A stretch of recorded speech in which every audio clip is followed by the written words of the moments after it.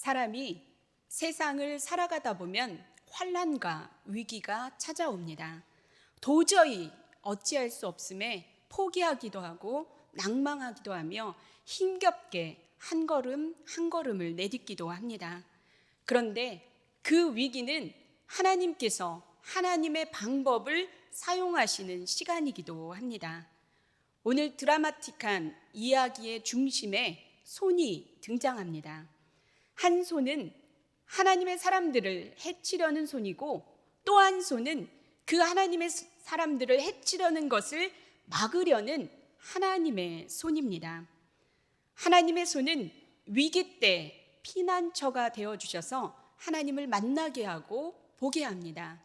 오늘 말씀을 통하여 세 가지를 살펴보려고 합니다.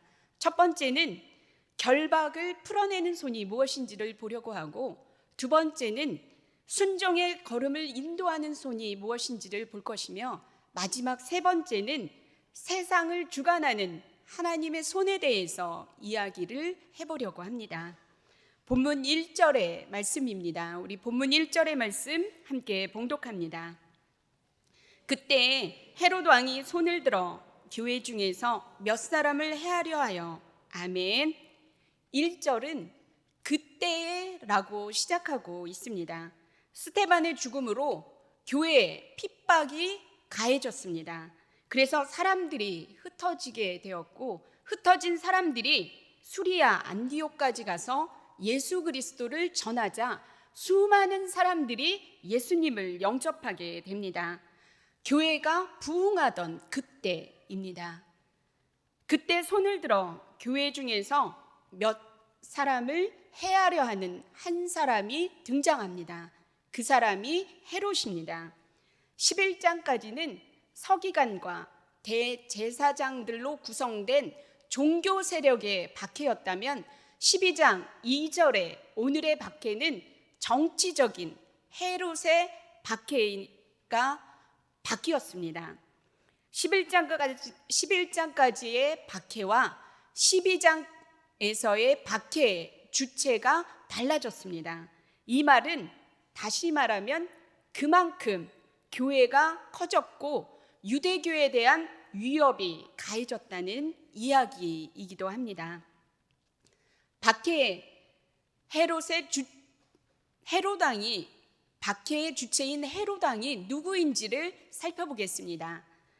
4명의 헤롯 왕이 성경에는 등장합니다.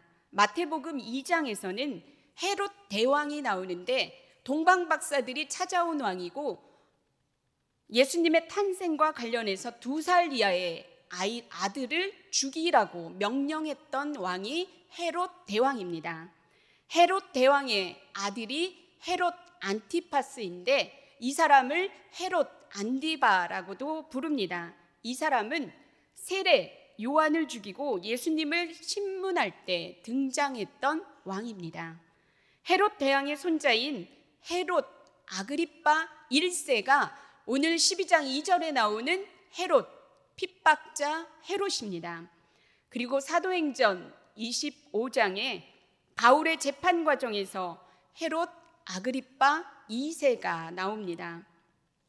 오늘 본문에 나오는 헤롯 아그리빠 1세는 글라우디오 황제에게서 막강한 지원을 받고 있었던 왕이었습니다.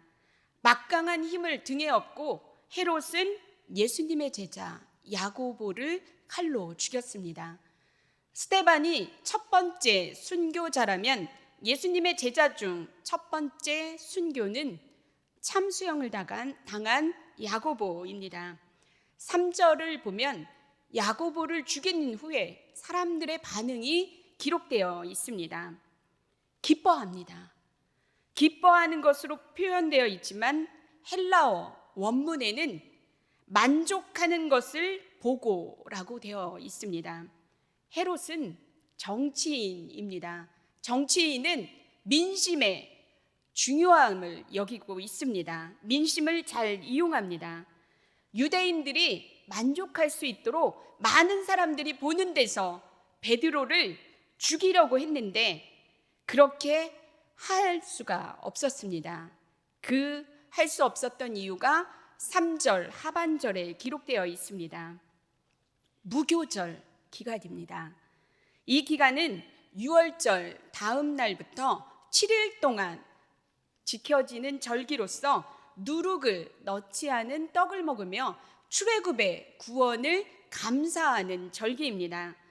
각처에 살고 있던 유대인들이 예루살렘으로 한 곳으로 몰려듭니다. 성전에 예배드리기 위해서 올라옵니다.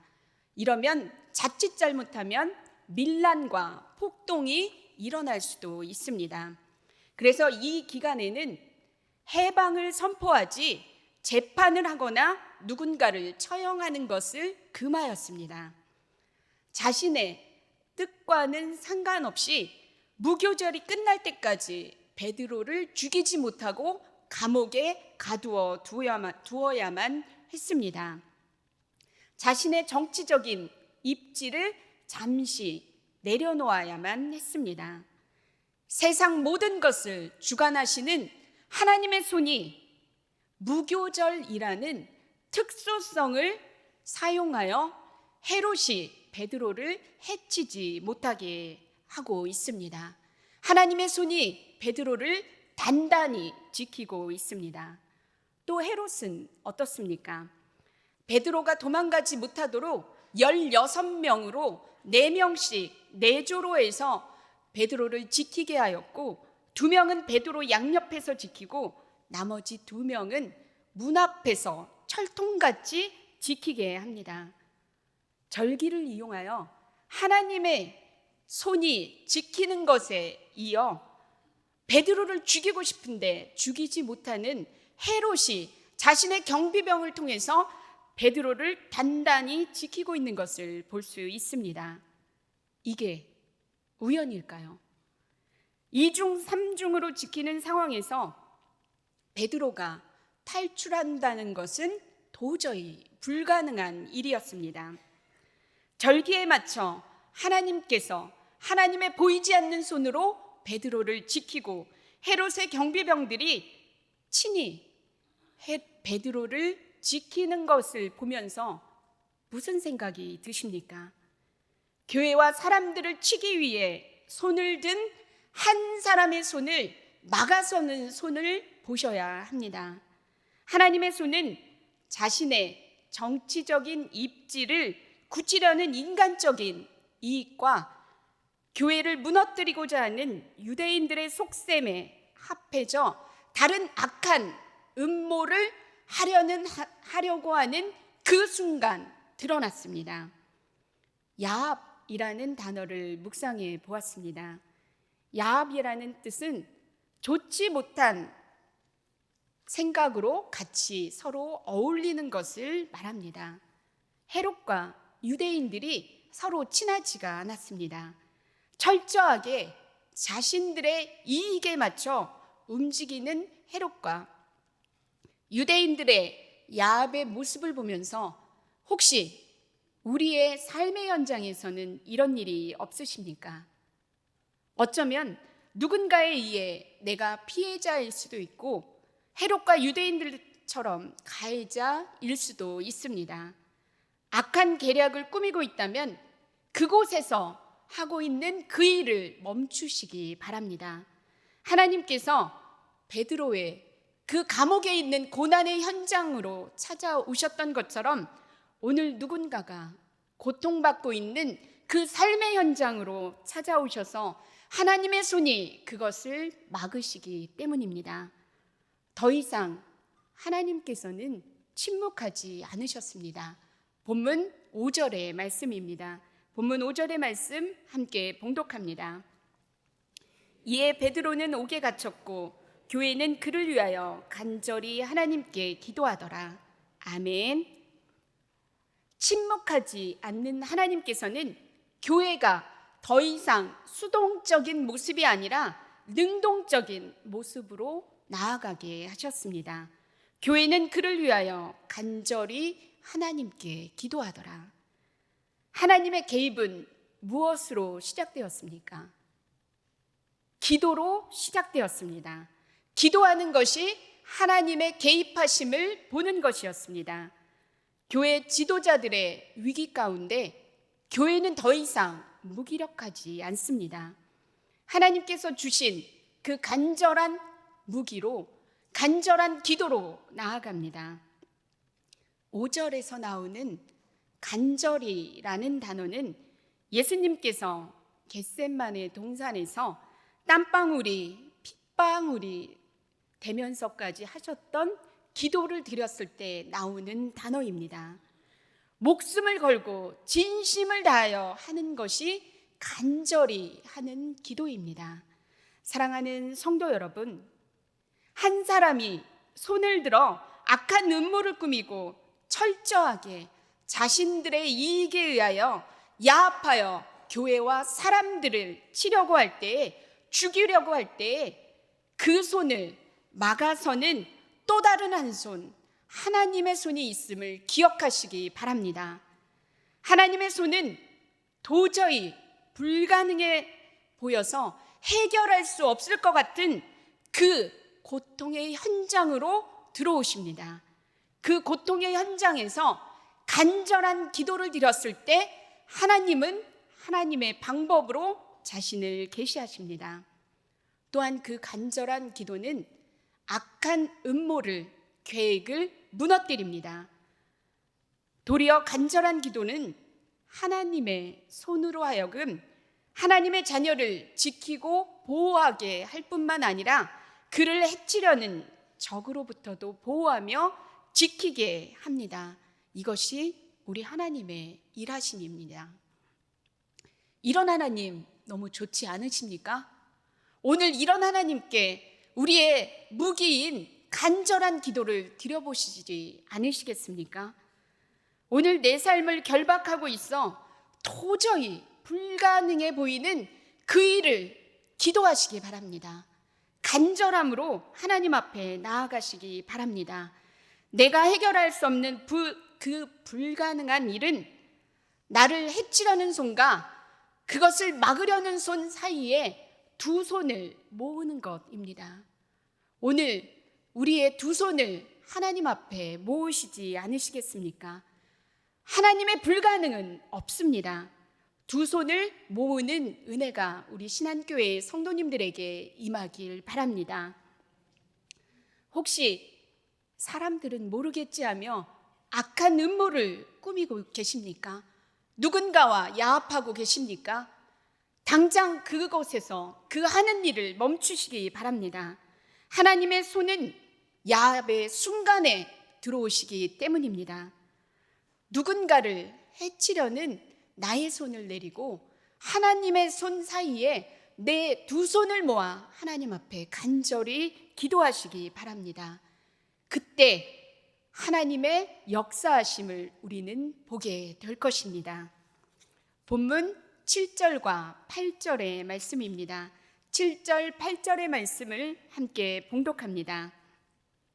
호련히 주의 사자가 나타나매 옥중에 광채가 빛나며 또 베드로의 옆구리를 쳐 깨워 이르되 급히 일어나라 하니 쇠사슬이 그 손에서 벗어지더라. 천사가 이르되 띠를 띠고 신을 신으라 하거늘 베드로가 그대로 하니 천사가 또 이르되 겉옷을 입고 따라오라 한대. 아멘. 음모를 꾸미고 있는 헤롯은 내일이면 베드로를 참수형에 죽일 수 있었습니다. 그런데 그 전날 밤에 생각지도 못한 일이 일어납니다.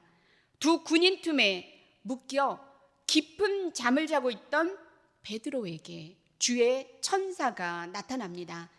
주의 천사가 나타나서 베드로에게 세 가지의 명령을 하고 있습니다. 첫 번째는 급히 일어나라. 두 번째는 띠를 띠고 신을 신으라.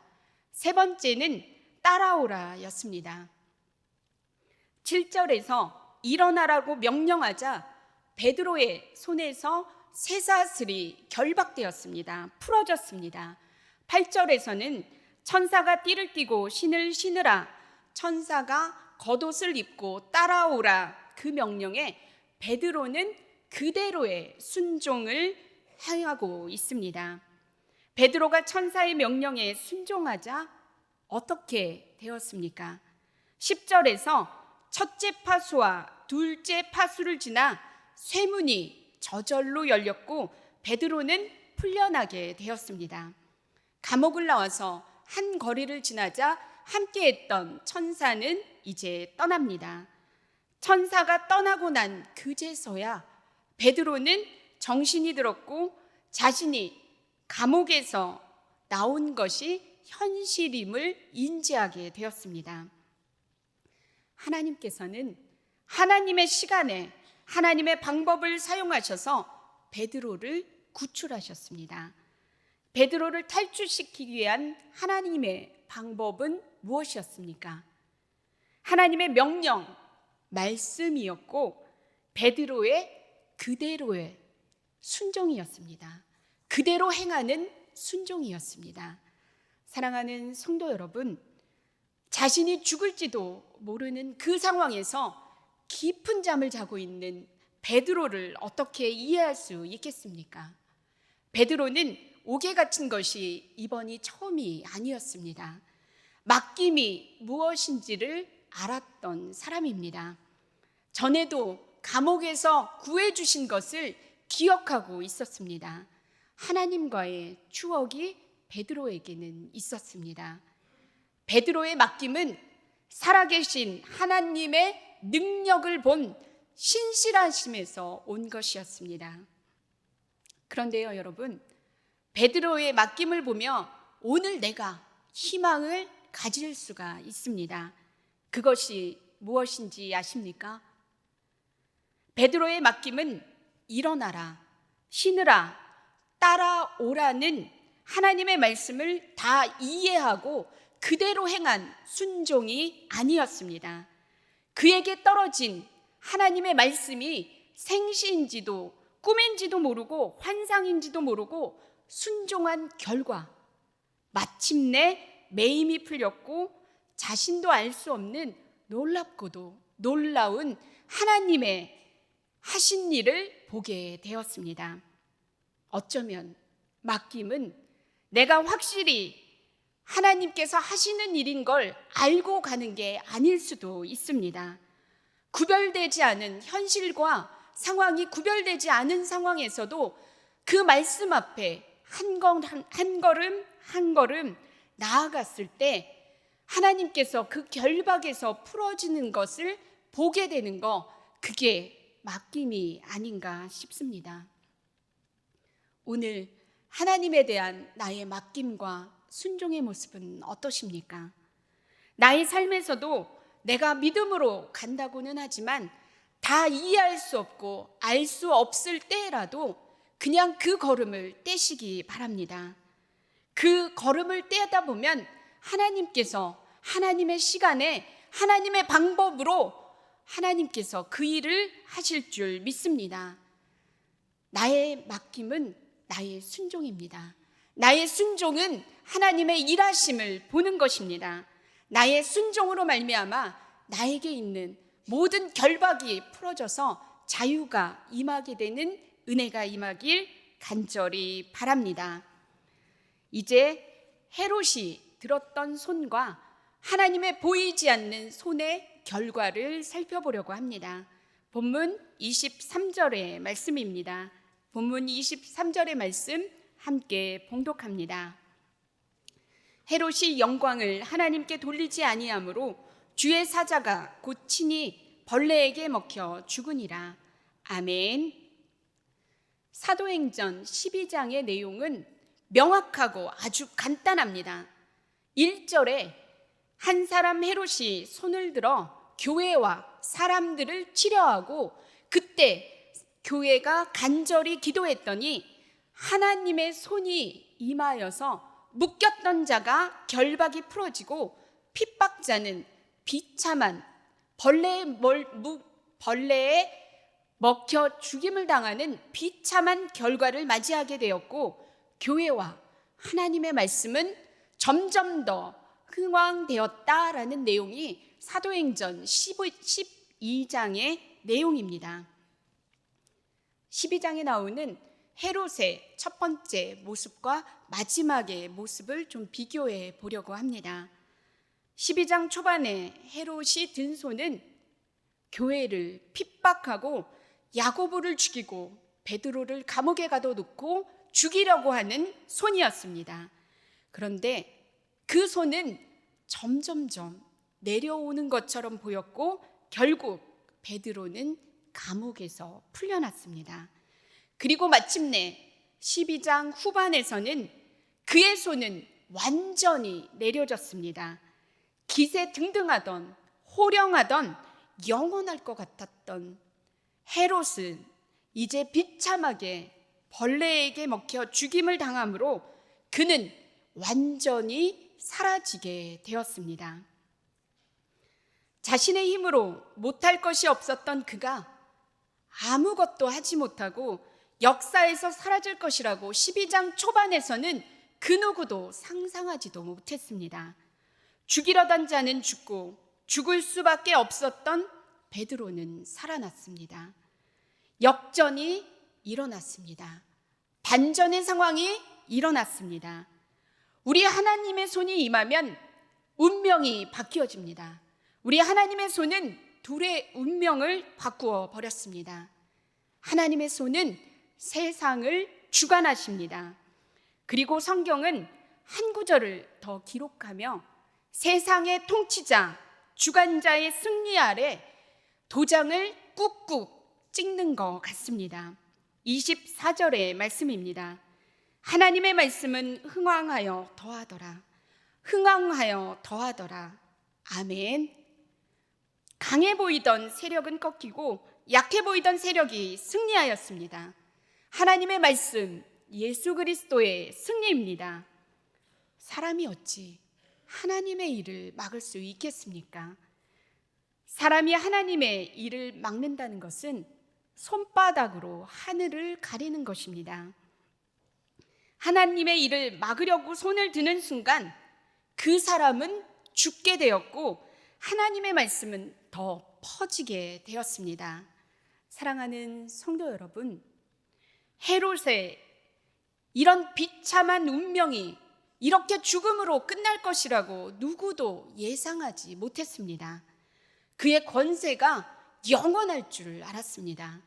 그런데 하나님의 자리에 올라 교만하게 손을 휘두르다 보니 영원이 아닌 역사에서 급히 사라지게 되었습니다.